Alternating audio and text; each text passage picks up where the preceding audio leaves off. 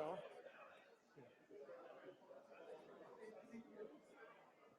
Hey, good afternoon.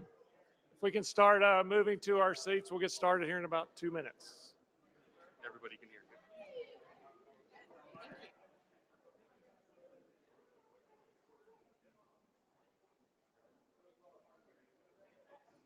Turns green, everybody can hear you.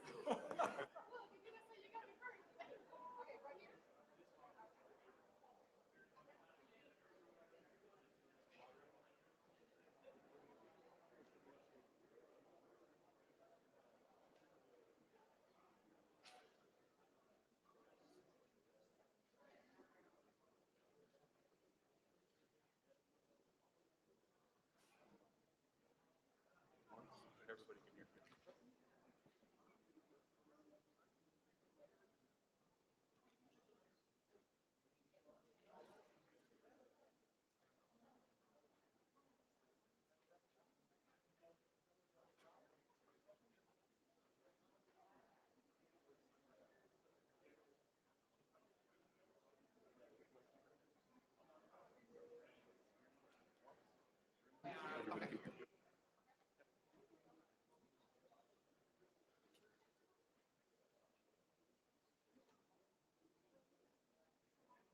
Come on in. Hey, how y'all doing?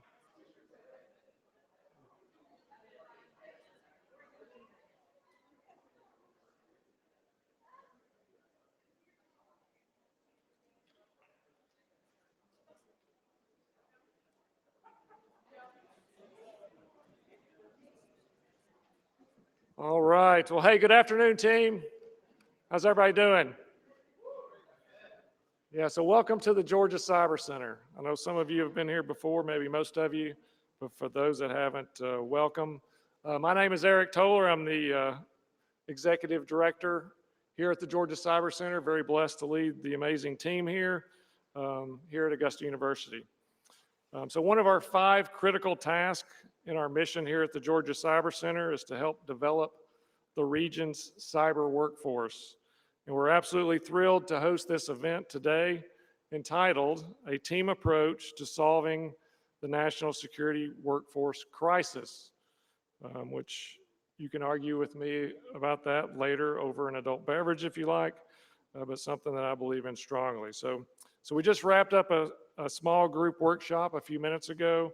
Now we're here for the main event with an incredible panel of experts to further discuss the issue.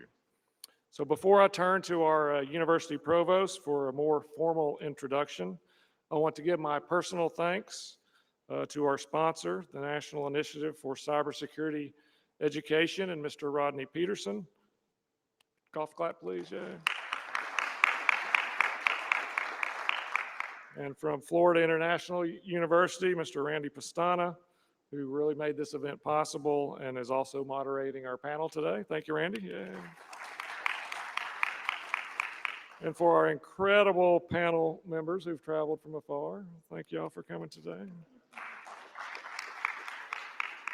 And also for our staff teammates, both at FIU and here at the Georgia Cyber Center and AU, who really worked hard to make this event happen. And of course, thanking the audience. Thank you all for being here today, both here in person and for those that are with us online or virtually. Really appreciate your participation today. And we look forward to your questions and comments near the end of our panel discussion. So before I introduce our provost, I do want to cover just a few housekeeping items.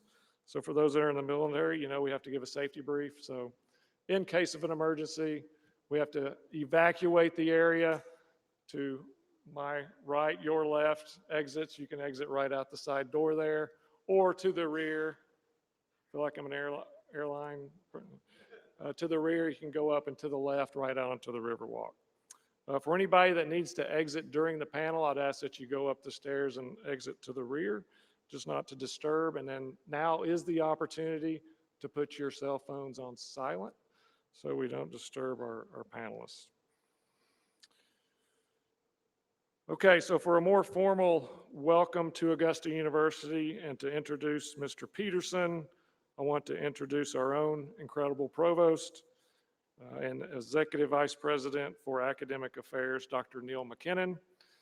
Due to time restraints, I won't read your entire bio, but Dr. McKinnon, who's a native of Nova Scotia, we had another Canadian with us. Where's Gorton? Yeah.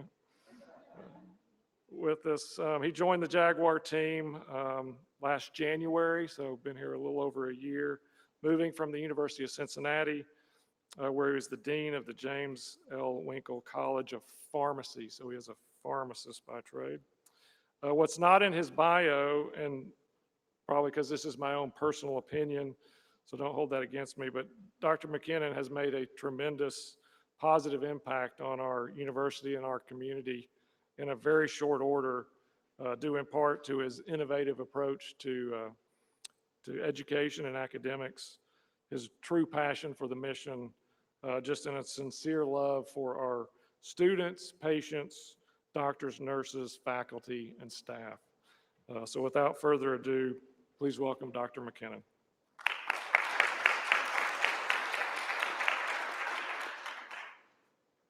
All right. Well, good afternoon, everyone, and thank you for that. And I know Eric was thanking a lot of other people. Let's give him a round of applause as well.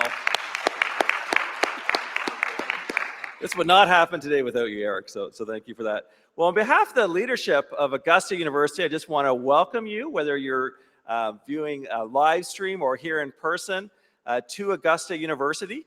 We're one of 4 designated research universities in the state of Georgia, and actually the only health sciences designated research university as well. So a very special place. And of course, today we have this special panel. And man, how about that for a title? We're going to solve the national cybersecurity workforce crisis here today. History is going to be made in this room. So definitely no pressure, but that's a big goal. For those of you that are here in person, welcome to our Riverfront campus, which is our newest campus. There's 2 buildings as part of this campus. We're currently, and they're almost full, so we're actually in design phase for the 3rd building on this campus, with plans long-term actually to add another 5 to 6 buildings on this campus. So hopefully, if this meeting happens again in a few years, you'll see the expansion and the growth. And part of that is related to our commitment to computer sciences, to cybersecurity. I'm not sure if Dean Schwartzman is in the room or not, but Alex Schwartzman is our Dean of the College of Computer and Cyber Sciences. Our newest college was established just 4 years ago. Already has almost 700 students in that college. And a really exciting moment for the college was last May when the University System of Georgia Board of Regents approved our PhD program in that college. We already have some students that started this fall with goals to ramp it up to 80 to 100 PhD students, a lot of whom will be doing work in cybersecurity. So I think we're certainly trying to do our part at addressing the whole workforce crisis. We're not going to solve the entire crisis ourselves, but certainly we want to be a partner with many of you in solving that crisis. So the real reason I'm here is to introduce our sponsor and really kind of the MC for the next part, which is Rodney Peterson. I just had an opportunity just to meet him briefly before, and this is a small point on his bio, but he did his undergraduate degree in Alma College. Who has heard of Alma College before? Well, actually, 3 or 4 of you, okay. And it's not to be disrespectful of Alma College, it's just that, you know, it's a small university in central Michigan. As I shared with Rodney, I've spent hours of my life there. It is an interesting college. It has a Scottish background. My last name is McKinnon, and my wife and I have 3 teen daughters who are Scottish Highland dancers. Our oldest is a 3-time U.S. national champion. They've spent a lot of their life in Alma College doing, so I have bagpipe droning in my ears damaged because of Alma College, but it really is a very special place. Well, let me tell you kind of more about Rodney, if you don't know him already. As Eric mentioned, he is director of the National Initiative for Cybersecurity Education at the National Institute of Standards and Technology in the U.S. Department of Commerce. He previously served as the managing director of the EDUCAUSE Washington office and a senior government relations officer. He founded and directed the EDUCAUSE Cybersecurity Initiative and was the lead staff liaison for the Higher Education Information Security Council. Prior to joining EDUCAUSE, he worked at 2 different times at the University of Maryland first as Campus Compliance Officer in the Office of the President, and later as Director of IT Policy and Planning in the Office of the Vice President and Chief Information Officer. We'd like to, this next point, we'd love to hear this in academia. He's a co-editor of a book. Are we doing a book signing? No, it's part of this? Okay, it's a book, Computer and Network Security in Higher Education. He received his law degree from Wake Forest University, and as I mentioned, his bachelor's in political science and business administration from Alma College. So please join me in welcoming Mr. Peterson to the podium.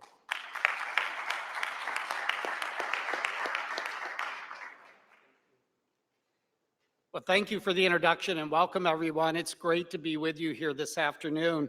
I traveled into Augusta today, but it feels like I've been here since last Thursday. Some of you may know what I mean. I am a big golf fan. In fact, my daughter is a very accomplished golfer. And not only did I watch, not while I was working on Thursday and Friday, but while I was doing lawn work over the weekend, I had my iPad set up to really watch the historical events of Tiger Woods returning to play, among other things. So I know Augusta is known and special for that, but you all know the other special reason that Augusta is known, which is the focus of this event today. And I have to say the last hour and a half I spent with community members is really what NICE is about. If you're not familiar with our mission, we are here to energize, promote, and coordinate communities like Augusta working together to advance an integrated ecosystem of cybersecurity education, training, and workforce development. You know, we're in a program office as part of the federal government up in Washington, D.C., and we can only do so much. The real action happens in local communities like here, and many of the players and partners who are part of this event today deserve the credit. From the K through 12 educators we had in the last session, community colleges, universities, training certification providers, those from the state government and beyond, but it's really important that we get industry, government, and academia working together to solve this problem. The real reason we're having this event, in addition to celebrating your community accomplishments, is to kind of promote our conference that's coming to Atlanta, that other city in the state of Georgia, on June 6th through 8th.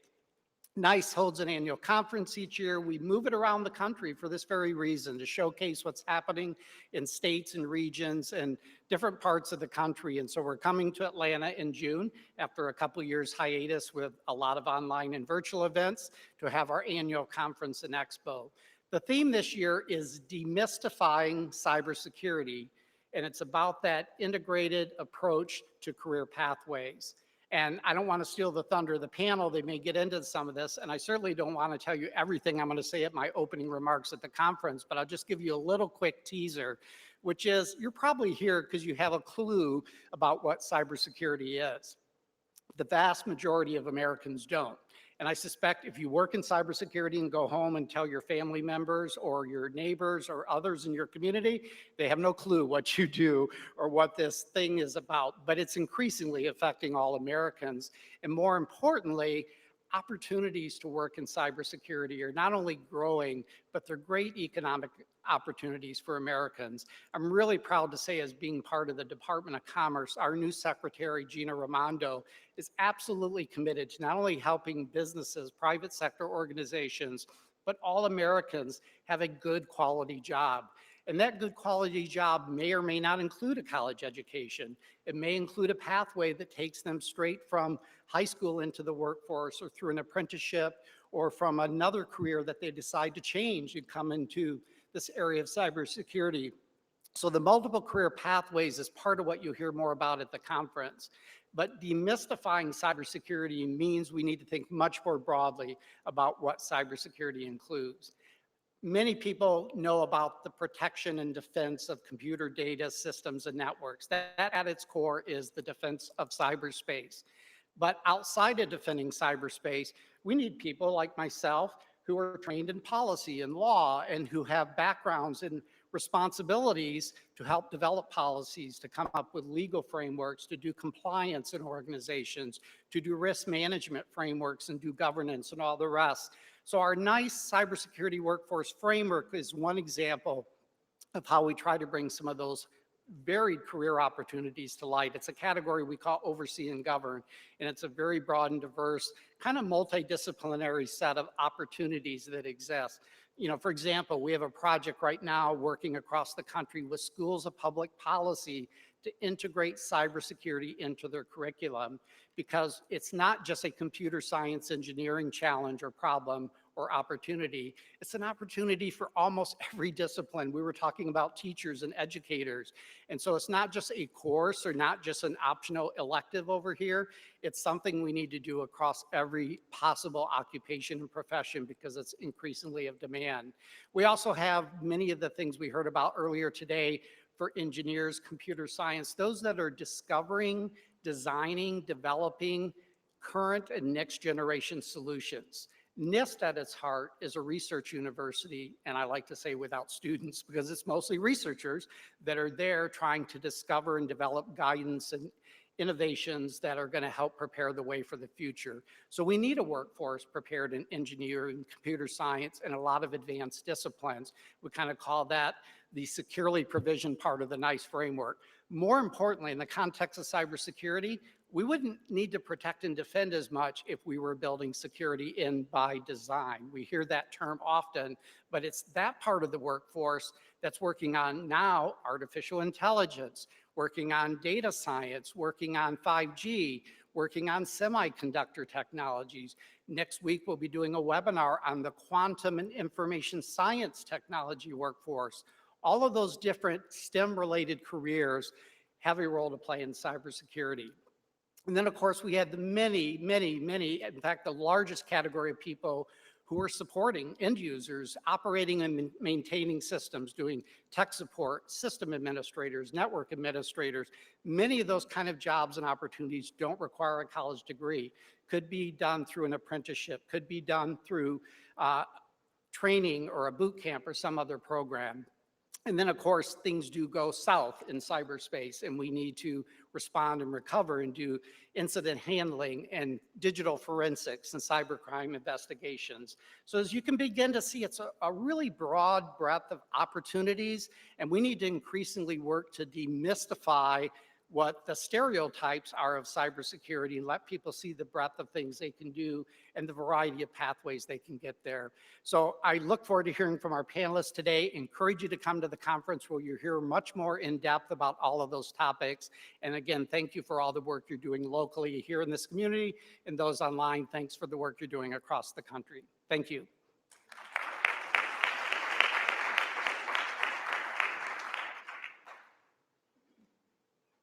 Yes, sir. Thank you. As being raised as a Southern Baptist, it was really hard for me not to just jump up and say amen a lot, but thank you for that. And I will just say that in part of this demystification and translating terms, we all call things differently. So using that nice cybersecurity workforce framework is the common lexicon that we use here and promote. So thank you for that. So again, without further ado, I'll turn it over to Randy Pastana from FIU to moderate our panel today. Thanks, Eric. Thank you all for being here, and thank you all that are watching online. My name is Randy Pastana. I am Director of Cybersecurity Training and Education at Florida International University, so from Miami. So thank you for welcoming me to your great state and your great city here in Augusta. Definitely want to give a big shout out to the Georgia Cyber Center team, Eric Toller, Todd Gay, Laura Hubbard, and Erica Medeiros. Couldn't have done this without you, and I look forward to the continued partnership going forward. So please give it a round of applause for the Georgia Cyber Center. Also want to recognize the leadership from NICE, Mr. Rodney Peterson. Thank you for entrusting FIU and New America to host your conference. And definitely want to give a shout out to my right hand, can't do anything without her, Paula Echevarria from my team for putting things together. So thank you.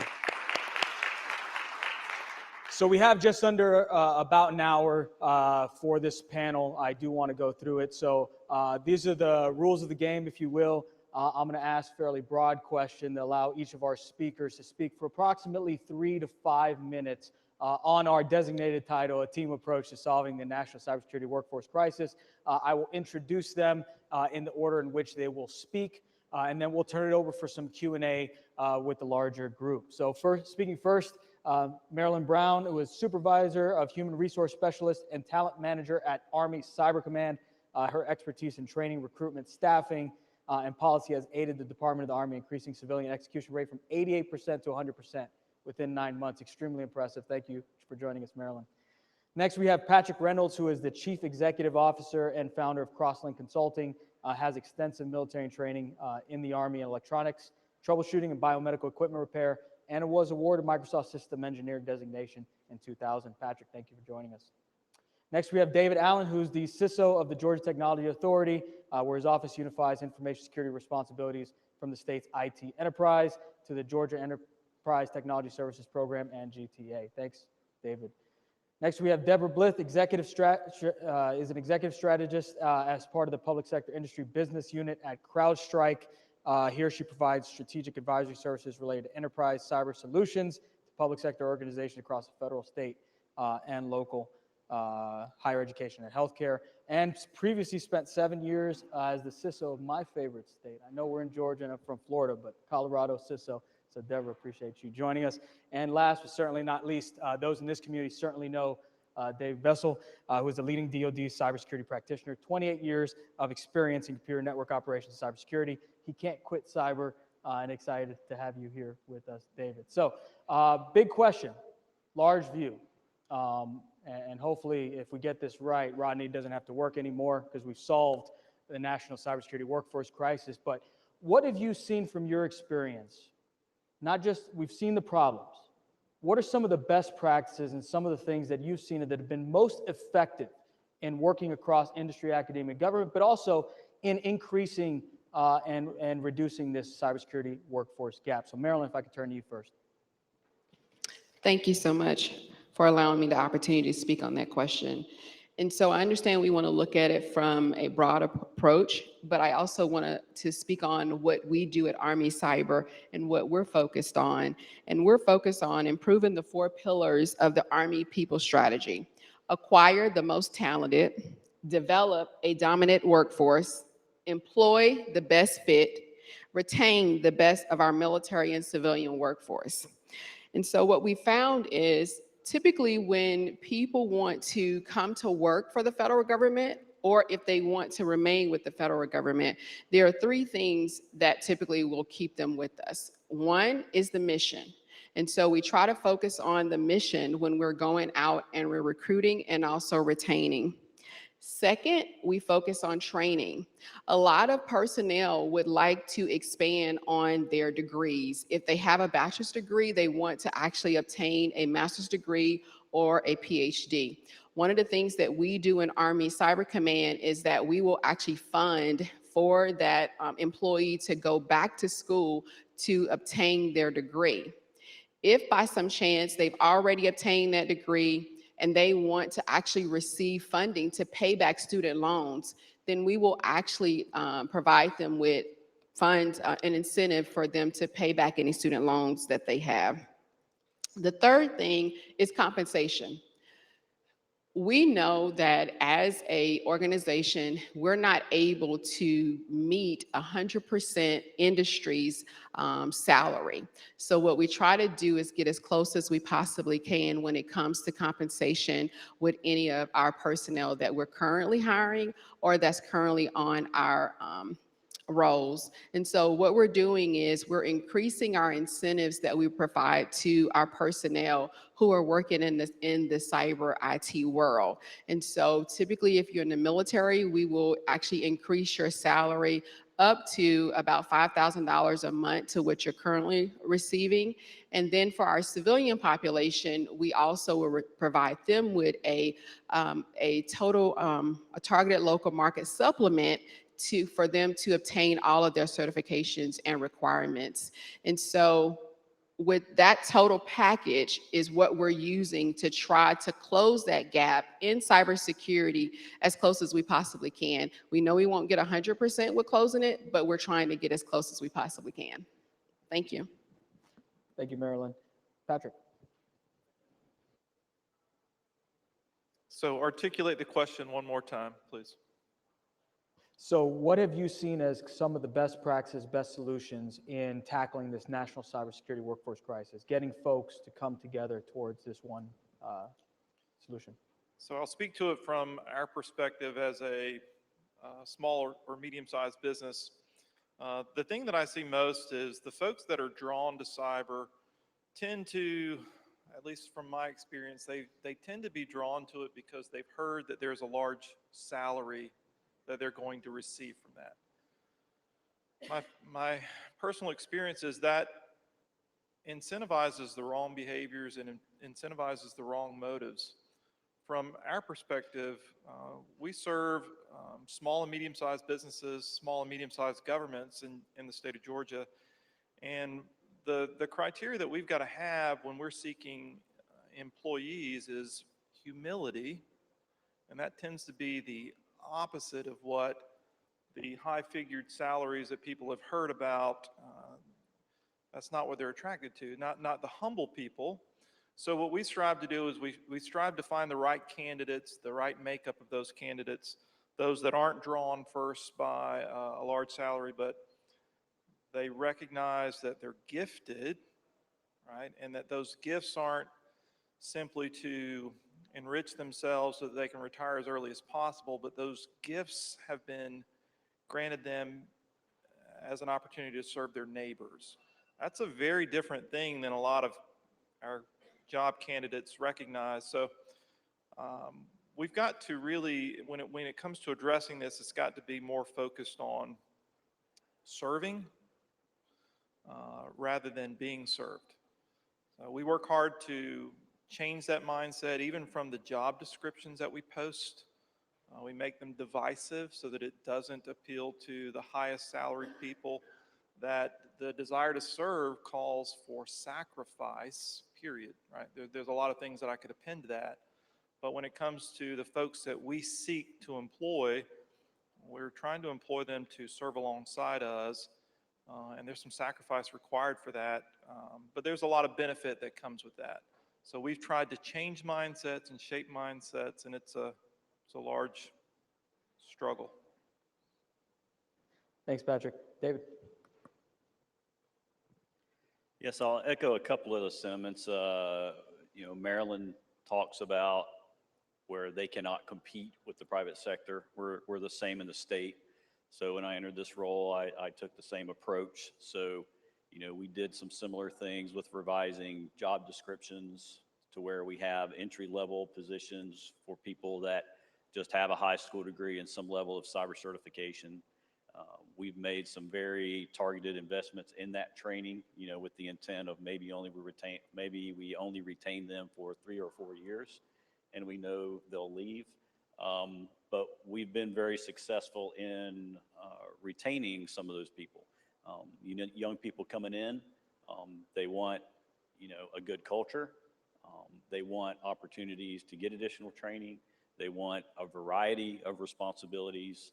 And when you compare what I have in my group and what you see out the corporate sector, you're not going to come into a job and be siloed. I'm going to give you the opportunity to have a variety of experiences to figure it out, because cyber has gone from a singularity to a multifaceted field, just like in IT. There are many different jobs. Some people trend towards more the governance side. Some want to go into the technical things. But I give them that opportunity to figure that out. And as a result, I've actually retained what is a very young team. And we have also taken what was, buried within the IT infrastructure as far as salary ranges and things of that nature, and we've pulled that out and created cyber as its own job family within the state of Georgia. And we've done market studies against that. Again, we're not going to compete with private, but who are my competitors? It's the federal government. It's, other state agencies, local entities, things like that. So we have brought that up to a level which it is very competitive with those other entities, in the public sector. So. Thank you for that, David. Deborah? So I had a real problem in the state of Colorado in retaining cybersecurity analysts in my security operations center. And I'd get them all trained up and they'd be doing a great job. And then one would leave for a higher salary in the private sector and he would reach back and recruit the other two and I had none. And this actually happened in 2018. We had a big cybersecurity incident where our Colorado Department of Transportation was taken down for a month for a ransomware event. And I had 0 firewall security administrators because they had left for the private sector. Um, so I was successful then at taking that in front of the legislature and getting a budget allocated to do exactly what, David, you mentioned, which was to kind of break out the cyber family of jobs separate from IT, do a salary study, and try to right-size those salaries a little bit better than they had been. Another thing that we did within state of Colorado is we created a veterans transition program where it was a 9-month paid internship program for approximately 7 military veterans. We had a VTP1 and VTP2 where we would recruit. We have a lot of Army and Air Force bases in Colorado, and we would recruit from there for veterans that were transitioning out of the military, have them come join our cyber program. Some were just simply, had an interest in cyber and had maybe some IT expertise or knowledge, and some actually had cybersecurity jobs in the military or maybe threat intelligence or some of that. What we found was that those skills didn't transfer on resumes on paper to the private sector as cleanly as they had hoped that they would. But what we found is that giving them 9 months in our program, training them on our tools, training them on capabilities and technologies that looked more similar to the private sector, then that really equipped them to go out and find good cybersecurity jobs. And the other thing that we loved about this program was that these were individuals who already had a heart for public service. And so they, as we had openings within our own organization for full-time employees, they became our very best pipeline of talent to fill those openings. And we filled them across all of our cybersecurity positions. So not just security operations, but maybe risk and compliance and other roles as well, because they, it was kind of a trial period where we could bring them in and train them, teach them how we operated, determine did they like working with us, did we like working with them, were they good at what they did they have an aptitude in one direction or another, and then as soon as there was an opening, we could plug that hole with somebody that we already had a relationship with. So for me, I describe that as being my very best pipeline. And state of Colorado did get approval for this coming July to add, I think, 3 more resources and a manager for that program as well. So it's been very, very successful in the state of Colorado. Thank you, Deborah. Dave. Great. So it's awesome to go last because you guys talked about quite a few things. I will just talk from the perspective of my personal experience. So starting up, I was in the military for 20 years. I had the opportunity to begin before the word cyber came out in what was called red teaming at the time, as at the turn of the 2000s. So doing that at the NSA, I got an opportunity to see one of the bigger problems that we had as far as training up and skilling our workforce. It was very interesting in the approach that the NSA had and how they would train. They would hire in, whereas we trained from within in our enlisted workforce. So immediately we had a problem, how we can match those skills up, how we can retain the civilians, yet also grow those military members to a professional career that we didn't have that existed or did not exist before that. So we spent a lot of time on the Navy side building that pipeline. Army came in, Air Force came in, and we started to work together on how we understand to build those through the training, lean on each other, those sorts of things, but also we knew that the retention problem was coming for us. We had to be able to train these folks at a much younger age with the anticipation that they would want to go off and find a better job somewhere else. And what we started to find out was a lot of regret. A lot of folks did that, and then they came back and said, oops, I'm not ready for the civilian workforce. So we wanted to build that a little bit better. So they've talked about a lot of the things that we've done recently, but yet we still have a crisis. We have a crisis not only in the military and the government, but also in the civilian side. So whatever we're doing isn't working. But I will tell you some of the more recent approaches of what I have seen that works, and I've been a product of that. I left the agency in search for something different, something better, and a different opportunity altogether to become a civilian for once. And then I came back. And it had to do with the program that they instituted. They built out and they continue to refine their training programs and their pipeline for their workforce and their work roles. There's never a stop, and it never stagnates. It continuously improves. It builds off of newer technology, newer approaches for training, and we end up with a lot smarter technicians coming out of their pipeline at an earlier point instead of working their way up. So retention efforts are number one. What I saw was a big missing thing, which some of you know that I've been doing, is working with middle and high school schools and students to get them exposed to what cybersecurity is, all of the aspects, and very specifically, hands-on work role opportunities in, competitive gamification type opportunities to get the interest and then get them also in touch with some of these schools that are here, some of the university and tech colleges, so they can move on. Thank you for that.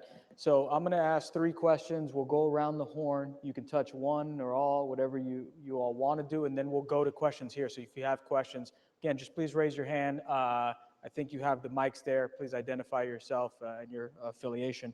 But the 3 questions I have for the panelists, again, answer whatever you believe. One of the things I got from each of you was really that training investment, this idea of individual organizations, companies, et cetera, training their personnel or investing in their personnel, which is increasing the likelihood of retention, right?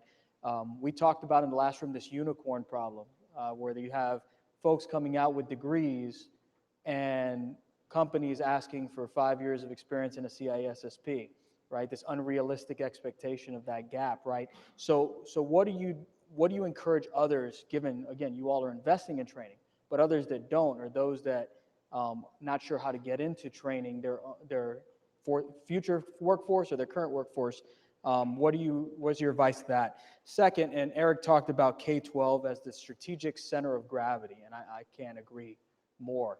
And I look at Brian Cox over there, he's doing a fantastic job in the state of Georgia, but there's a lot of things from the career awareness perspective and things that Dave's doing and others are doing in the K-12 space, but it doesn't seem to be enough. We talked about the numbers. We can't get there fast enough. So what are the things that we got to do, or how can we be more patient towards that, or better make things more efficient?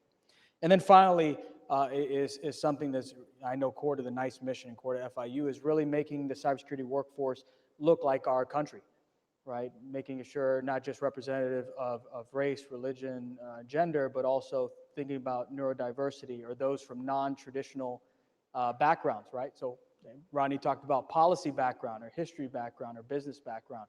Getting those folks involved might not be the zeros and ones, but there's other opportunities in cyber. So what are your thoughts related to that? So Marilyn, hit on any you want, and we'll go from there. So I'll take the last question, to have more that look like our country. So one of the things that we do is that we provide on a monthly basis to our leadership what our demographics look like, what our population look like. And so based on the data that we've received, it helped us to realize that we need to target more of our recruiting. And so based on that feedback, we are working on establishing partnerships with different schools, whether it's race, if it's gender, because one of the things we found is that we don't have a lot of females that's in cybersecurity. And so we're going more to those schools that have the degrees that we're looking for, so that we can look at hiring that population to come into our organization, because that will also get after the culture and the climate when you're bringing in new talent into the organization. And so it's just more targeted recruiting versus just going out and just taking the first application that you receive. So we're just doing more reviewing of those resumes. Over. Thank you, Marilyn. Patrick? So I'd love to address the training and investing, and our current workforce and the future workforce, it is a challenge to, find those unicorns. It's not only a challenge, it's impossible. So we've had the opportunity to bring in people and let them get started doing bench work, for example, and then introduce them at a level 1 help desk, and then grow them into level 2. And then as those individuals grow, to be able to determine which ones are more inclined to do cybersecurity practices. And what we've recently done is we've actually hired a gentleman to do training for our staff. And that sounds like the craziest idea, but we're a small organization, and to have a team member who's training team members, that's a large investment for us to take on. But we've got the right people. So we've hired the right core criteria, right? They're hungry, they're driven, they're great team members, they're looking for ways to serve. They're going to get lots of opportunity to troubleshoot, lots of opportunity to serve, but to train them up so that they're more geared towards information security practices, it takes more than just OJT in our field. It takes really giving them dedicated training. So that curriculum is something that we spent over a year working on, and it's a long ramp, right? It really is more than a year probably to move them from just doing regular IT services to being more security focused and being able to do analyst work. But it's worth the investment, right? Because a lot of those positions can't be recruited. It's a large part of what we've talked about. So to be able to bring them in and keep them gainfully employed and engaged, and to pour into them and to mentor them along the way so that they're not just focused on cybersecurity, but they're focused on it for the right reasons and with the right heart attitude. And then all of those things also help us with retention. I mean, I really don't have a need to keep those people forever. I really am happy to see them move on and continue to lead and grow, lead a team somewhere else. We've seen that with our workforce. That's a delight as well, but that requires us to constantly be recruiting and growing over a multi-year process. Thank you for that, Patrick. David? Yeah, I'll address the unicorn question first. We talk about it a lot in these forums, and that's something that I take personally as a chief executive. I don't think that's something that we should be asking the young people to solve as they're coming out. And that's a question I get a lot. I teach part-time in the university system as well, so I see both sides of the coin. But I work closely with my HR department to make sure that we have those things, listed and announced in the right way, and also partnering with them throughout the process. Because what I'm looking for, back to, not being able to compete, I'm looking for aptitude and I'm looking for desire. I can train for the rest of that and be successful at it. The other side and feedback that I get as far as, what should organizations do or how should they approach the problem? Many of these organizations have hedged their bets. We've heard a lot of people want a cyber job because there's money. You get 1 million applications every time you submit something out there. How do I wade through all of that to get to the right candidate? A lot of mitigated risk by an internship. But then we give them an internship and we treat them like an intern. It's not only a chance for them to interview for a potential position, but it's also for the organization to interview for them. Let me convince you why you want to work here. Because by the time they get to the end of these internships, they've got 3 or 4 offers on the table, and possibly, acceptance into another degree program to further their education. So I just don't see organizations taking that stance to, how do I convince you that you want to be part of this culture, and just put you at help desk 1 and let you do that for 6 weeks and slog, and they say, you know what, this isn't for me. And we haven't done a very good job of convincing them that this is the career for them as well. So. Fantastic. Thank you for that. Deborah? So I'll talk a little bit about the training. When we started up our veterans transition program, we knew we needed to provide training, and We did a great job sourcing training, getting that set up, putting an LMS in place, getting the veterans put into the system, and then discovered that our employees were saying, well, gosh, I wish I could get training too. Um, and so what we found is that they were hungry for training. They wanted to increase their cyber skills. And as we provided them training and opportunities to learn and opportunities to get certifications, it actually gave them a little bit of career satisfaction as well. And so we felt like that was a good way to increase retention. Another thing that we did have a situation where we trained up a guy. We spent $2,000 getting him fully trained, and he left almost immediately. And so we did end up putting in a time frame saying, hey, if you leave within this time frame, and we've made that type of investment, then you will have to pay us back.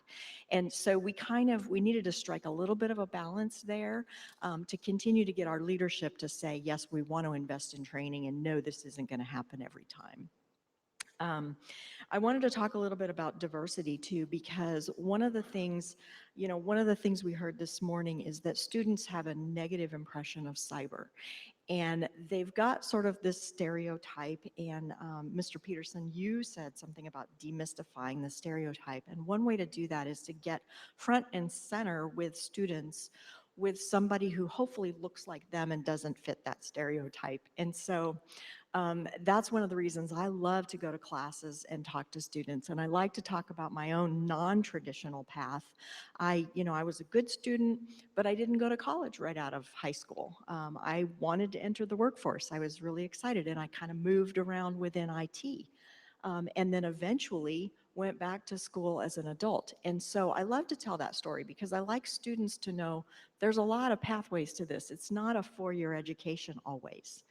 And the other thing that I love to do is I love to recognize talent within my own organization where I could say, I see a little spark in you. Let's spend some time together. I want to develop you into a leader in my organization. And what I found is that if I had a diverse leadership team, that they were helping me to recruit diversity within my organization. And so if I could spend a little bit of time and help pick out sort of my next generation of leaders, and David, I know you talked about that as well, and then grow those leaders and really be diligent and intentional about growing a diverse leadership organization, they will help bring in diversity within the workforce. And to me, I mean, that made all the difference where I was. Thank you, Deborah. And Dave. So I'll talk about the K-12, and mostly what I'm talking about is middle and high school, but I will go down below that. What the biggest unfortunate case that I have, I teach very hands-on. I give them a computer, I say follow along, and I lose them immediately because they can't type. Typing is free. You can get these online, you can assign these things, you can monitor your students. And I've found, strangely and oddly enough, it is not a focus, which means that we're not even introducing technology at the way that we need to at that age. It's being introduced at home, it's being introduced more as a toy, but not as a thing of utility as of yet. We have to start doing that in school. We have to start doing that early. I'm talking about 3rd and 4th grade, teaching them when they're learning how to spell, when they're learning how to do all these things, to do them on the technology that they're going to be required to do later.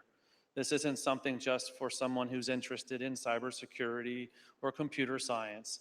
This is a skill that everybody needs to have, and that's an unfortunate thing.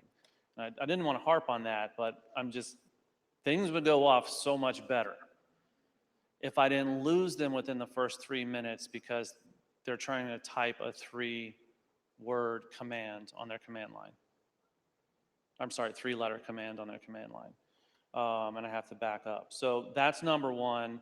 That would help out a lot. And I would tell you the other big piece is getting enough mentors interested in volunteering, not just from one place, but from all of these companies, and building a pipeline. One of the things that I was very happy to see when I moved back into the DoD was the program that they instituted to allow those interested in becoming a mentor 150 hours a year to leave work, get paid their normal pay, but go work as a mentor in a school to hit them when they're at school instead of the after-school program or whatever have you. And that is a very successful approach. And then the mentorship inside. We can get these other problems solved the way you guys were talking about, but I will tell you that from the inside, there's not enough mentorship and outreach even inside. And what I see too much is a lot of talent leaving, which is good for the civilian population because they're not going far. And a lot of the stories that I have to tell is they're not even leaving the government because they're going to a contractor half the time. So they're still with us. But I need them on mission. And we're not diversifying our mission with our workforce enough to get them involved in the things that they're going to want to come back to work to do. When their job becomes mundane in cyber, they're looking for something else to do. They want to diversify maybe from a defensive standpoint to a policy or something else. And that's what, I think from a two-pronged approach, hitting it early, and then once they're in the workforce, I think that we really need to bring in that mentorship across the board. Diversified mission with workforce, love that. All right, so we'll go over to the audience. If you have a question, just raise your hand and we will go over to you. Any questions at this time? Yes, sir. I guess I'll break the ice. Man from Colorado, I'm sorry I didn't get your name, but when y'all were developing your 9-month course, you said, did y'all ever find out what that delta was between what the military members were training that they had and the training that they did not have that you need to meet your needs? Sorry about that. No, that's a really good question. So question was, what type of training were the military veterans already coming with? And then what was the delta to meet our needs? And a lot of it was on the specific tools that we were running. So in the military, a lot of times they were very narrow in their focus. And so they might be threat intel, but it might be a proprietary system. And they knew how to take the information and boil it down to specific information, but they may not know how to run the tools that we were running. And so for us, a lot of it was very, very technical. It was about, building a network, or it was about configuring a firewall, or it was about configuring servers, or, running vulnerability scans and then prioritizing vulnerabilities. And so all of that sort of gave them experience on specific tools that, other state agencies were running, other, local governments or private sector companies were running. And it just really helped them to put specific tools on their resumes and give them specific skills that would translate well to their next career. Did you see anything similar in your training programs, that kind of delta between what they came in with what they needed? Yeah, I would echo the same thing on the technical side, but there's also, I think, a soft skill element to that. Anytime you pluck someone, and I'm retired Army, by the way, so don't throw anything at me.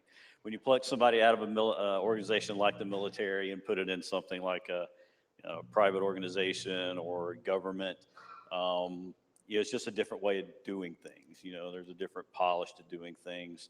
So it benefits us to make sure we properly educate those type of people in our organization, how we work, the history of why things the way they are, because any number of things could look like wrong. That's wrong, see it, kill it, eat it.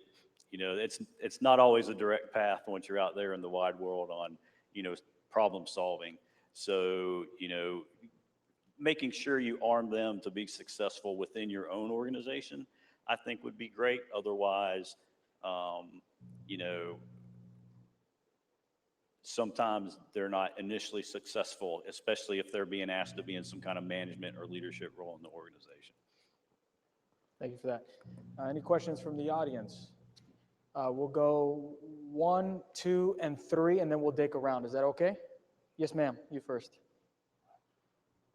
Yes, so my question is for Ms. Brown. I was intrigued, and I think with the National Security Agency, we could learn from how you do this targeted recruiting. So what I heard you say is you're doing demographics on a regular basis. And when you do this demographic, you you're gonna notice that you probably have a lack of, let's say, women in STEM. How are you gonna fix that, or do you acknowledge every month that our different graduate says that we have a lack of women in STEM? Secondly, how do you do targeted recruiting other than, which I think you do, is going to the historically black colleges and universities, minority serving institutions, and to fulfill that? Okay, we'll go a couple questions and then we'll go. So, sir, you had your hand up? I appreciate everyone's input. It's been extremely insightful for us. Thank all the gentlemen for your time. I'll go back to the gentleman who answered the last question regarding our K-12 pipeline. For a student in high school who has demonstrated aptitude and passion for cyber, hasn't had the opportunity yet to make it to college or to get a certification such as CICSP. Is there any room in your respective organizations for a student like that? And if so, what hard skills do they potentially be trying to get while they're coming up through high school? Okay. And then we had one over here.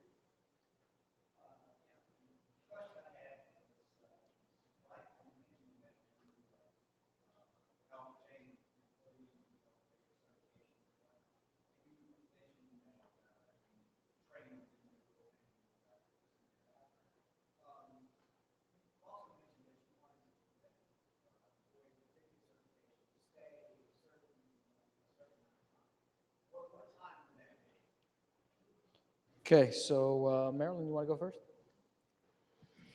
So when we're briefing our leadership and we look at our numbers and we realize that we're still not seeing an increase, then we will typically, what I do is I actually will make that call, go to that school and see if I have a direct conversation with them to say that we're specifically looking for females to come and work for us, because typically I do the research to look at an NSA accredited school for us, and then we'll have them come and meet with us, and then based on the students that come out to speak with us, if it's not a diverse population, then we'll actually go back and have that engagement with them so that we can kind of do a little bit more informal conversation with them to talk to them about our programs and how, we're going to bring them on board, what grade we're going to bring them at. And even when you're talking about training, I think it's kind of interesting where you say you spent $2,000 and now you want to have that requirement for them to stay. We spend in upwards of $230,000 to put our employees through training. Their training is in upwards of 2 years that they go through, and we require them to actually sign an agreement to stay with us once they've completed all their training. So we try to just be a little bit more deliberate. We let them know exactly how many positions we're looking for. We actually like to start talking to them when they are a sophomore, so we can develop that relationship with them each year. When they graduate from college, then we will hire them on a permanent basis, because it's really about that relationship that you're going to establish with them. Because if they know that you care, that you're communicating with them, some of the students, we even let them go back to school and work for us on a temporary basis for a couple of hours during the school year. We'll let them telework, so that way they're still engaged with us while they're back at school.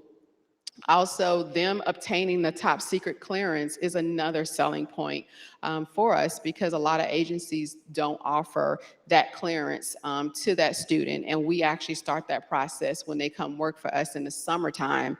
So that way, when they graduate, they're cleared and ready to come to work. So just different things that we try to do to be more engaged with that university. One other thing I found is that we also go to the community colleges. We've went to several universities, and what we found is that some of the community colleges, their programs and their students that are coming out, they have the courses, the certifications that we're looking for to come work for us. And so then we can just start working on that rotation so they can obtain that experience working for the federal government. Marilyn, real quick follow-up in terms of security clearances, because I know that's a major thing and a hindrance to folks.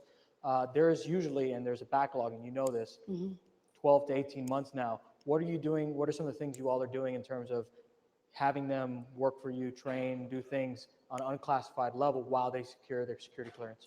So the great thing is that we have several facilities that we can actually put our students in. And so what we will do is I will go ahead and do an exception to policy once their background is cleared, which takes about 45 days. Once I've received that back from our security personnel, then I'll go ahead and request to bring them on board. They'll go and work in one of our unclassified buildings. And they'll work on research topics, projects with different divisions that we have in our organization. Each one of our employees, our students, they are assigned a mentor, a sponsorship. So that way we know exactly what they're working on. And I actually oversee this program myself. So my employee meet with them on a monthly basis to ensure that they're actually doing something meaningful for the federal government. If they come to me and say, they just have me answering the telephone, at that point, I'll pull them and I'll move them to another section. So we are very deliberate in making sure that they have meaningful work, because it's really important, as you stated earlier, that they're actually executing on that keyboard versus just coming in and sitting at a desk and answering a telephone for us. Thank you for that. Dave, on that K-12 question. So that was a really good point. And it draws back to your problem. So I have that very same example happening in my building now. I have someone who already has their Net Plus, A Plus, and I believe Sec Plus as a high school student, still a senior, working for us in the high school work study program.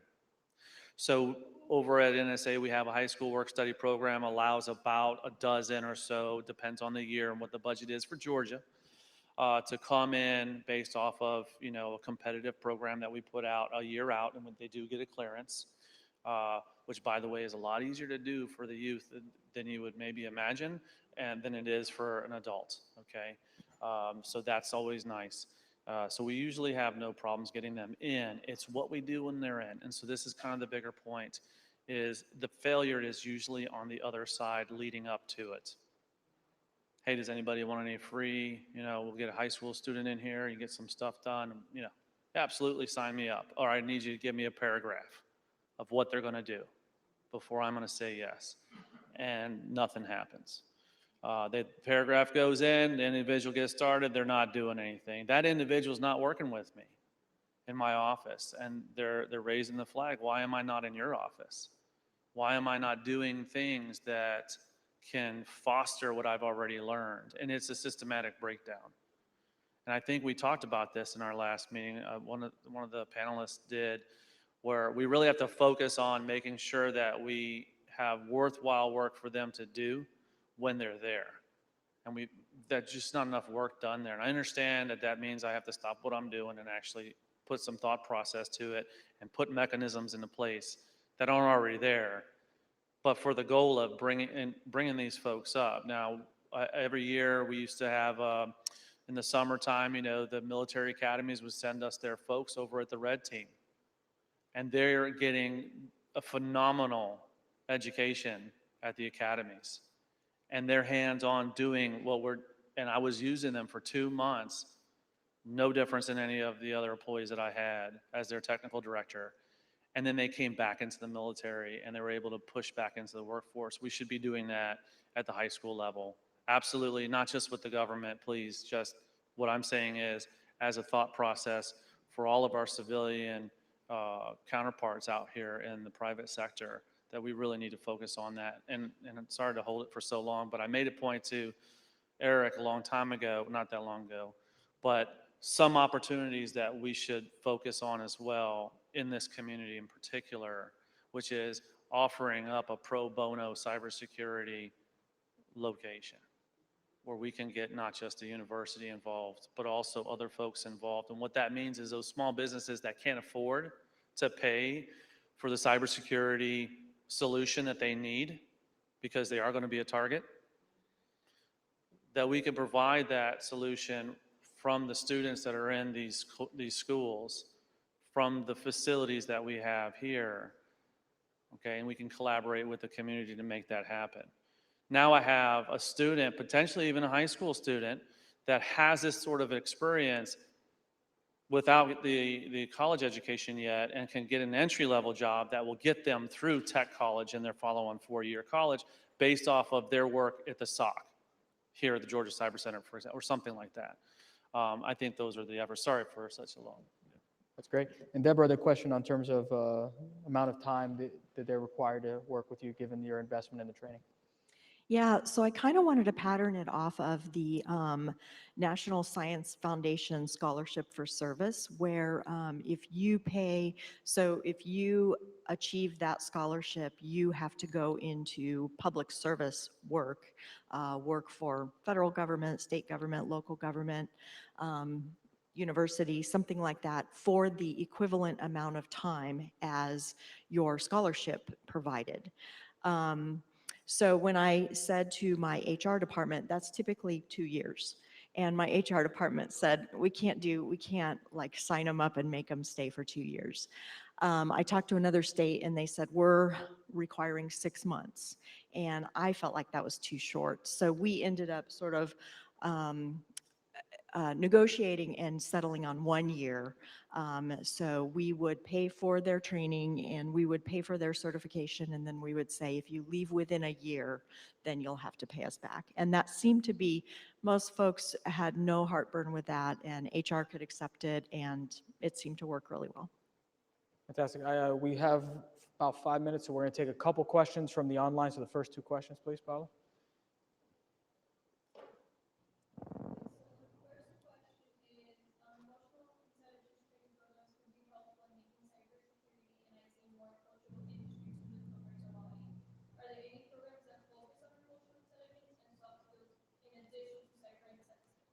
Okay.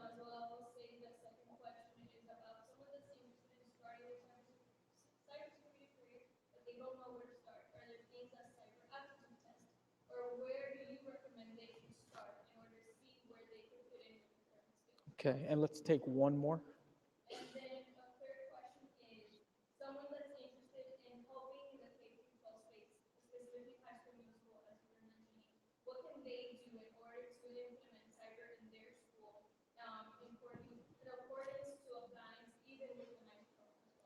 Fantastic. So we have the questions on, I like to call them human skills, not soft skills, starting a career, are there aptitude tests, trying to get into it, and then finally the K-12, if you want to help out, what can you do? So Marilyn, if it's okay, I'll start with you. We'll come down the line and we'll close it off. So I'll take the question, where do they start? Where do they fit? So for us in the federal government, I would tell them to apply for our internship positions because you don't necessarily have to take an assessment test, and you also don't have to have a degree. It will come down to if you do have the certifications and experience at home, then you can. What we do with our internship program is a 2-year program. During that time, we they'll spend the first year just doing nothing but training to meet all of the training requirements. The second year, they're actually going to do a 90-day rotation through different elements of our organization. So they're going to do 90 days doing offensive, 90 days doing defensive. And so at the end of their rotation, we're going to sit down and have a conversation. We're going to sit down with the employee, with the manager, receive all the feedback, and then make the assessment as to where that person will fit best in our organization. So even if we hired you to do policy and planning or networking, but after we rotated you, we saw that you were really a better fit to be a network analyst, then we're gonna actually move you there. Because what we found is by having that conversation with the employee and the manager, then they're actually happy and they're going to perform because we're listening to them and we're putting them in a position that they're actually a better fit for. So, thank you, Patrick.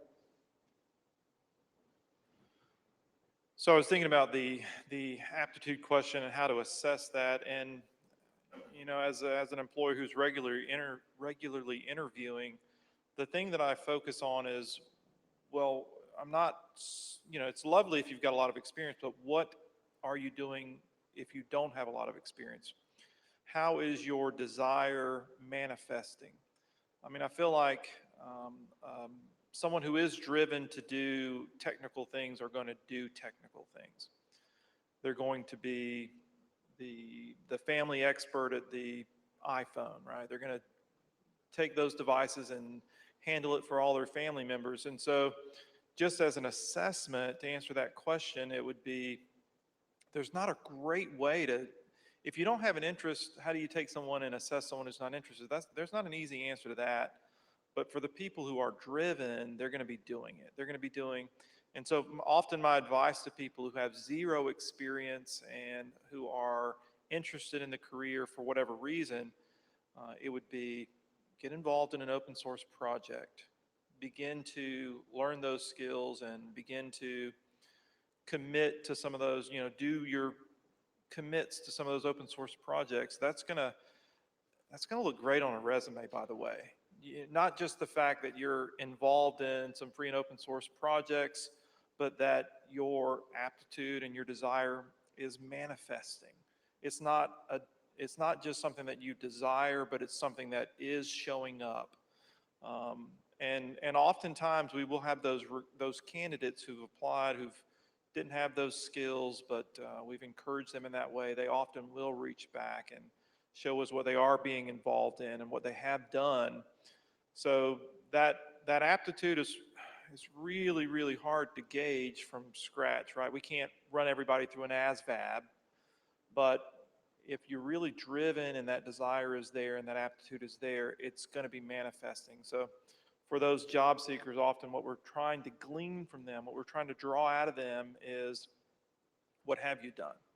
And so my answer to that question would be, as a gauge for your aptitude, what have you done in this field? Thank you. David? Yeah, so my advice to, how should I approach it? I'm a person that started non-technical, pre-law business, and then you got into the technical later. I would say, even if you don't stay deeply technical through your cyber career, your life is going to be infinitely easier if you do have technical foundation. Ultimately, we are a technical field. And even if you're crafting policies and procedures, you're doing that about the technology. You have to have an understanding of how it works and how it impacts an organization.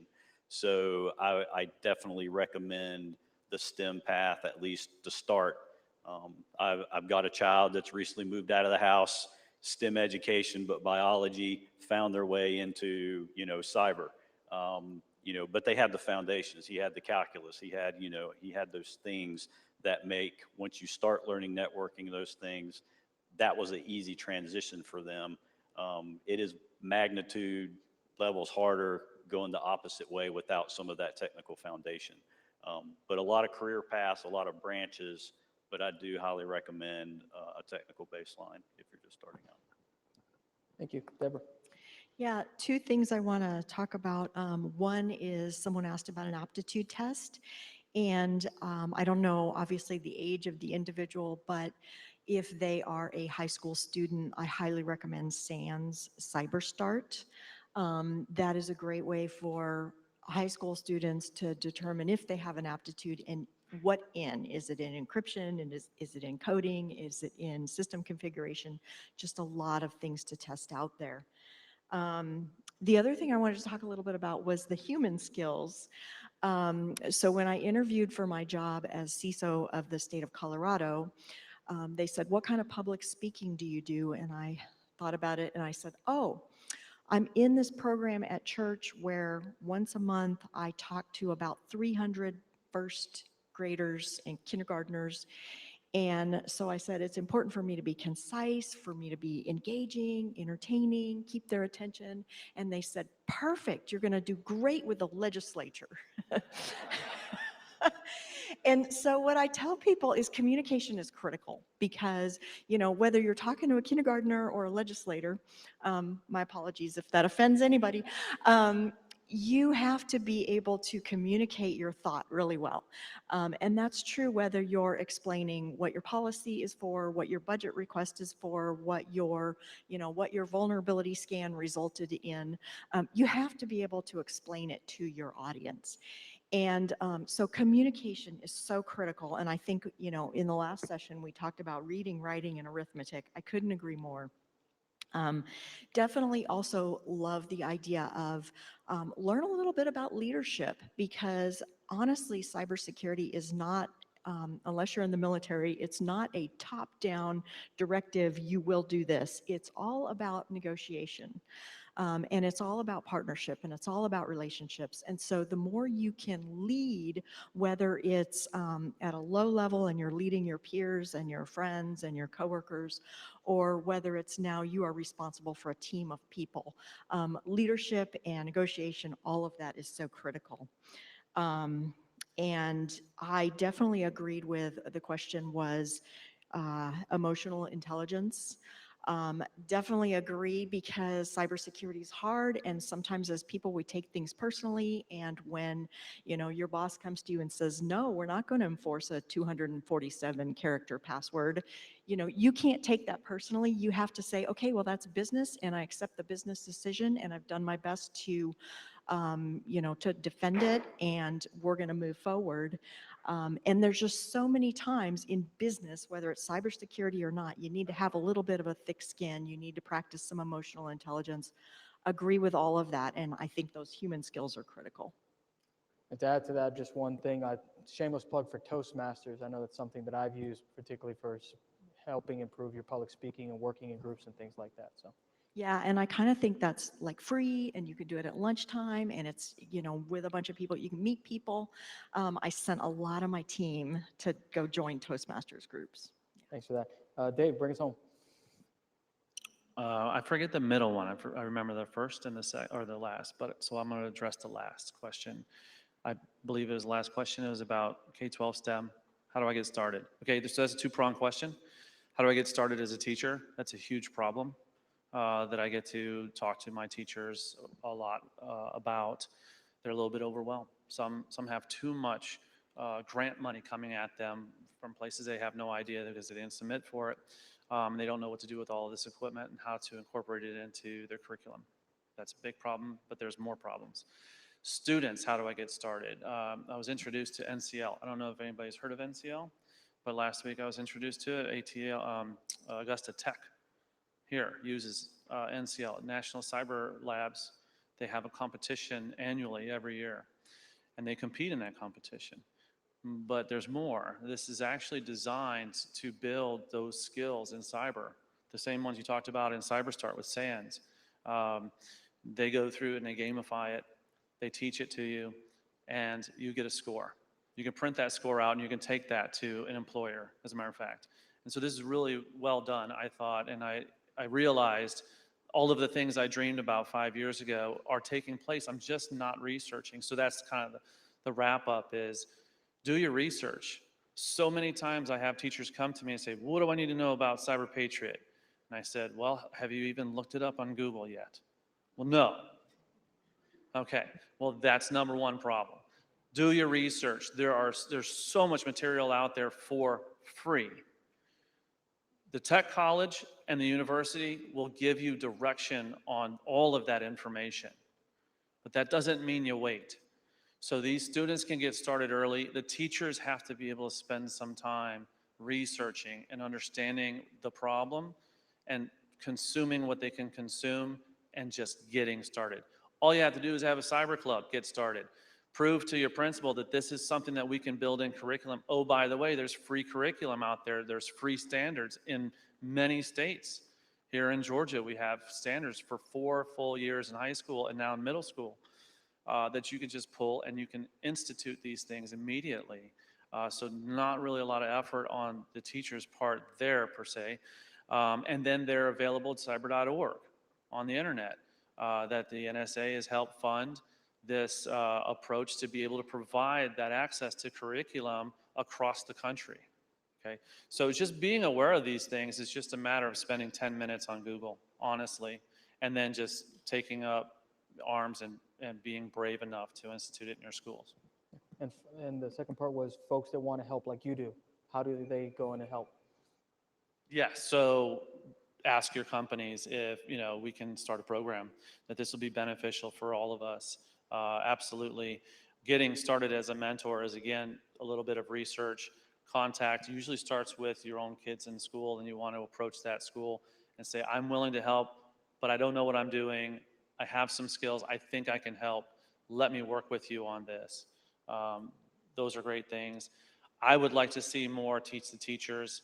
I would like to bring mentors out to help instruct not the students, but the teachers, those that are looking to learn and to get some guidance. Thank you. Thank you to all our panelists, please.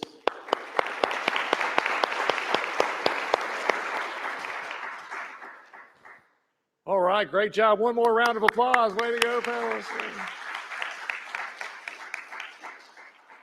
And so I think we did it. I think we solved the problem right here today. Just to recap, what's really great about this career field, although we have a deficit in our workforce, is no matter where you work, you're helping protect our citizens, our government institutions, our industry in the state and the nation. So it's pretty cool. And I think, the key is to focus on mission. I think that was common, whether you're in the government, a small business, large business. That's what people are drawn to. I mean, again, you get to protect your fellow Americans. And then love your teammates, I think was a common theme. And by that, I mean, take care of them.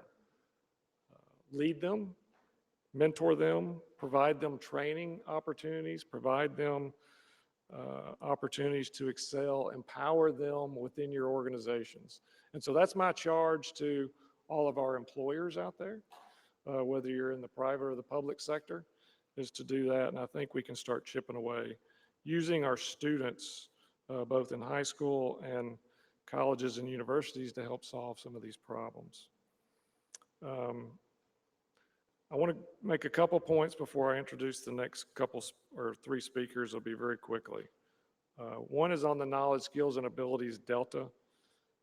And then we talked about having, being trained on specific tools versus a broader education and understanding problem solving, understanding critical thinking skills. I think that's where the combination between training and education comes into play. And we talk a lot about that here at the Georgia Cyber Center.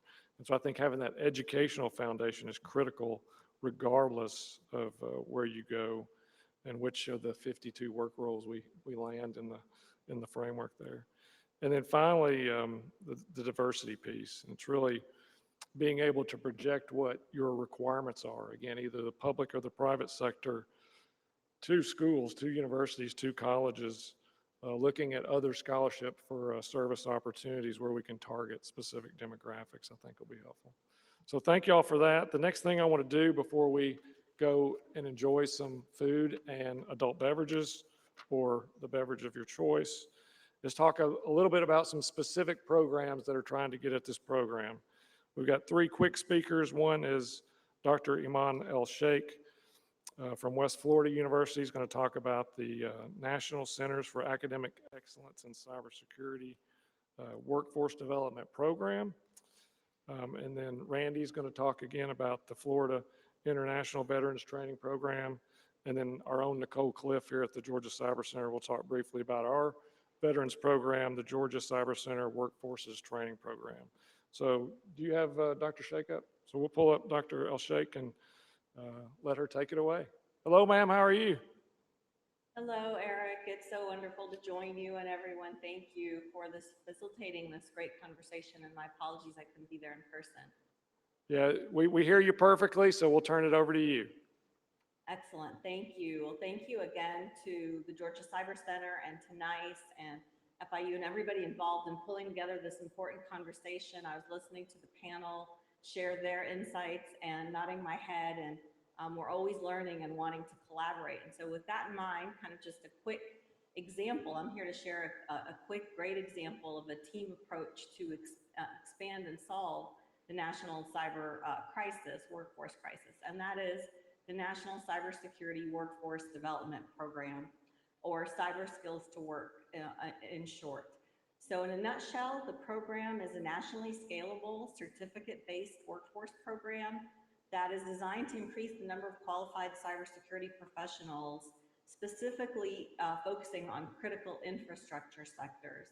It's funded by the NSA National Centers of Academic Excellence program, and it focuses on recruiting, preparing, and placing over 1,650 veterans, transitioning military, and first responders over the next 2 years, and placing them into cyber roles in critical infrastructure sector organizations. How can we do that? 1,650, lofty goal in 2 years. And the answer lies in a truly team approach.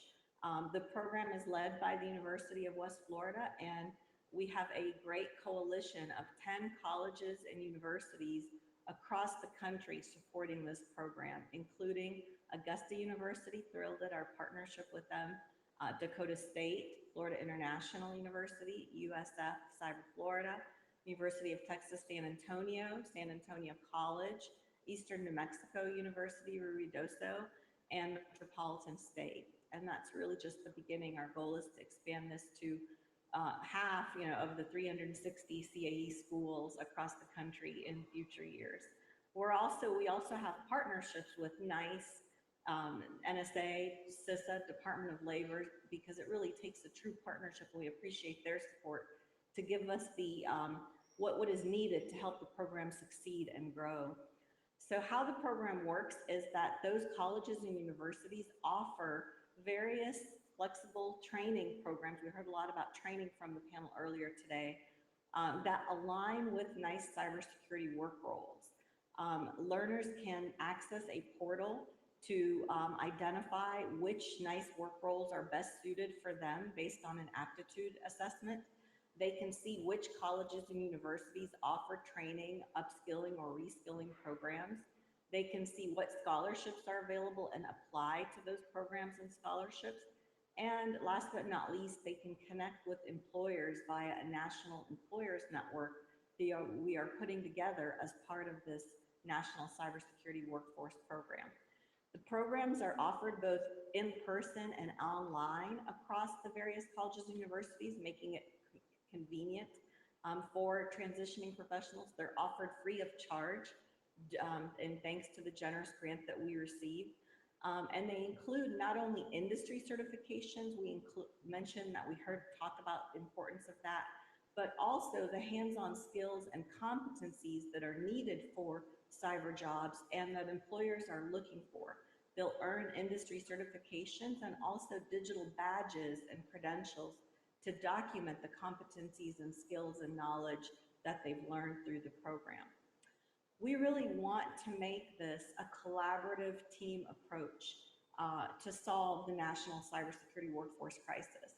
And we need all of your help to do that. So we invite you, whether you're an industry organization, government organization, higher ed institution, we invite you to join our team and join this movement to really develop a team and sustain a team-based approach to solving the national workforce crisis. Feel free to email me, cybersecurity@uwf.edu, and you've received some flyers, hopefully, and I'd be happy to follow up with questions later so that we don't delay getting to the refreshments and beverages section. Thank you again, Georgia Cyber Center, Rodney, NICE, everyone there for doing all this great work and for including us.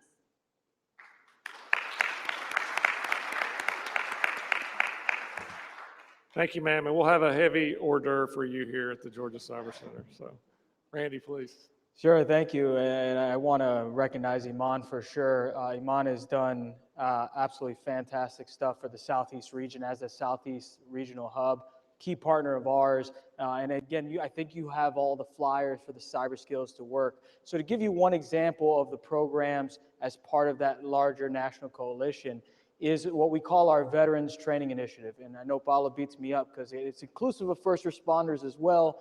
VTI just rolls easier off the tongue from a marketing perspective. But we found really there a unique transition from year one to year two, right?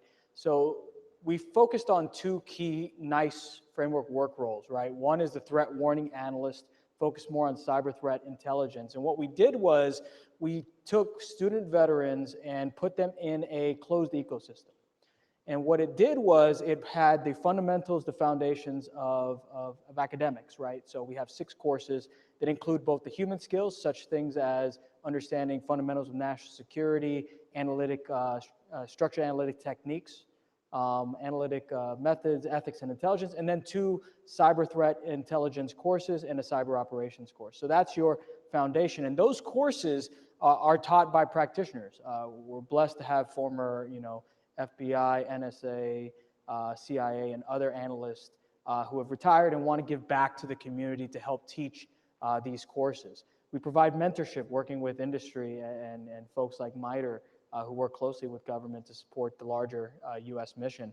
And they serve as mentors to allow them to understand the cultures and subcultures of organizations. So when you get in, you're not so surprised or how different things might be as compared to the civilian world. And then the hands-on training, right? Building in the hands-on training associated with it. So over the course, and then finally the professional development, resume writing, interviews. Before anybody goes for an interview, we have a murder board, right? Sounds worse than it really is. But if you can get through that kind of murder board example, there's no question that's going to really surprise you once you get to a formal interview. And we found great success that once they get to our formal interview, a conditional offer of employment comes soon thereafter. And then we have those for the transitioning folks that want to reskill. One of the criteria that I wanted to focus on was folks like me, those who come from the military with non-technical MOSs. We want to continue serving the mission, right? We want to go and support the mission, even though it's a little different. We're out of uniform, right? So how do you do that? And what we found was from year 1 to year 2 was focusing on building a cybersecurity fundamentals that's inclusive of understanding terminology, everything from how to log onto computer, access administrative rights, build a virtual machine, understanding cyber policy, right? Understanding the global context of cybersecurity, right? Giving them the foundation and then transitioning them towards 4 dedicated courses in digital forensics, right? Which is the second workforce role. So this is inclusive of intro to digital forensics, network forensics, mobile forensics, and video and imaging forensics. And what we found is great success in training. So in year 1, we had over 100 transitioning military personnel, veterans, and first responder trained. This year, we're targeting, and we're on our way towards 250. We hope to expand that out even greater next year. So we're not quite done yet because what we want now is that career pathway. And that's really where we've struggled. So this is where we focus all of our resources and efforts is ensuring that we get companies on board, organizations on board, governments, non-governments who need workforce. Come work with us. We'll adjust the curriculum. We'll align it to the work roles and the KSAs needed. And then get those folks that want to continue serving into a work role that allows them to, one, provide for their families, but also, contribute towards the national security mission of our country. So, thank you.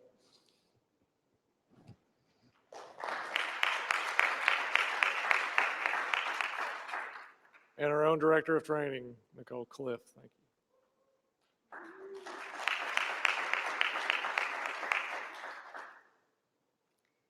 So I could really just say ditto into what the other two just explained, but our program is just a bit unique. So we have the Georgia Cyber Center Workforces Program, coupled and in partnership with Augusta Economic Development Association, to really target transitioning service members, veterans, but our unique opportunity is to also target military spouses.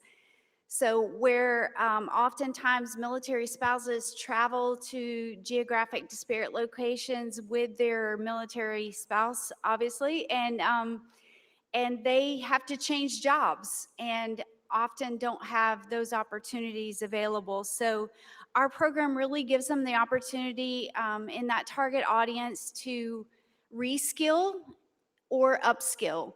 Our reskill program could go anywhere from 4 to 6 weeks, and then we also offer upskill opportunities that could go 2 to 4 weeks.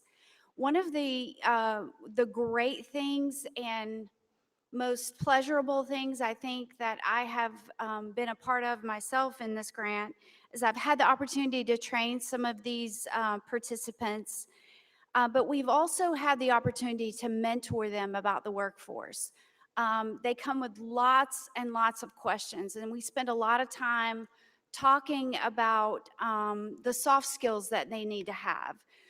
We also spend time actually going through resume building skills with them, because some of the resumes that we see upon entry to the program are really just, well, this is the problem we need to fix first. You're not representing yourself well on paper. So once we're able to fix some of those things and then solve problems like when you get an unknown call when you're applying for a job, you need to answer your phone, because these employers are calling you and you're not picking up and there's no call back. I always describe our program in 3 phases. So the first phase of our program is the training phase. So that's where my team actually comes into play, is that we screen the applicants and then we place them in a learning track that's specific to their current skill, or if they want to reskill or upskill. And then secondly, we hand them off to a partner. I'm too close, sorry. We hand them off to a partner, and the partner helps put their resume in a lookbook, and we have employee partners that are part of the grant. And this employee lookbook goes out to these employers, and they look for the very unique skills that they may want in a job or in a job role. So that's where I just want to spend just a minute and talk differently than what everyone else has mentioned with their grant opportunities. Is where this is fully funded, we pay for the training, we pay for the certification.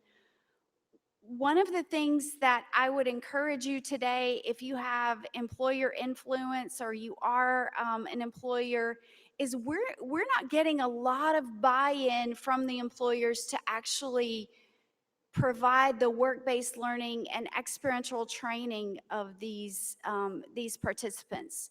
It's like they want this Superman of a person to apply for that particular job role. And I'm just sorry to say, that's not always going to be the case. We might have some of those come through our program, but in most cases, they need someone to mentor them. They need someone to train them. And we talked a lot about training, and well, if I train them, they'll leave. And I'm sure you've seen the meme that is, well, what if you don't train them and they stay? So there's that problem we have to consider as well, that we really, we do need to invest in people. And I don't think investing in people is ever wrong.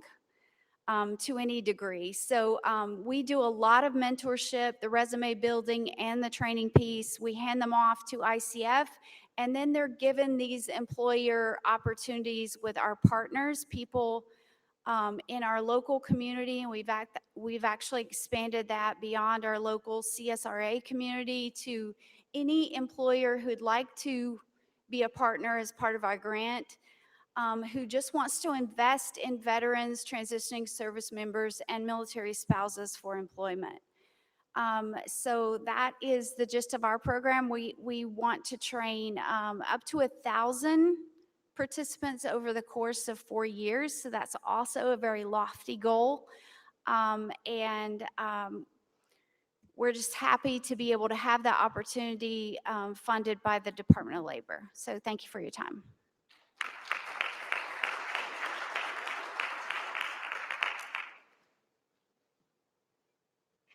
Yeah, so it must be Easter week or something, because I'm getting a lot of amens going on here. So thank you, Nicole. So that puts a wrap on our formal program. I certainly want to thank everybody for attending today, but I want to thank you more for what you're going to do when you leave here today. Again, this is a charge to you to do better. Do better as a community. What's really unique about this opportunity right in front of us is, unlike a normal conference where we come and talk for a few hours and come up with good ideas and leave, we're not going anywhere. We're here all the time. And so we've got a great ecosystem here of government, academia, and private industry that we would love for you to participate in and be part of. So again, thank you for your participation. Thank you for your service, regardless of where you're at. And I mean that very sincerely. So now we get to go enjoy some networking time together. We're going to, I think the weather is cooperating. Yeah. So we're going to go up on the rooftop of this building. So to get up here or get up there, if you go to the elevators, there's one elevator that goes all the way up. And it's the one that's closest to the courtyard. So if we all rush at once, we probably won't make it. Or if you want to go really fast, you can be there first. If you want to get your PT in today and take the stairs, those are up the stairs and right behind you. But if we can I don't know, what do you call it?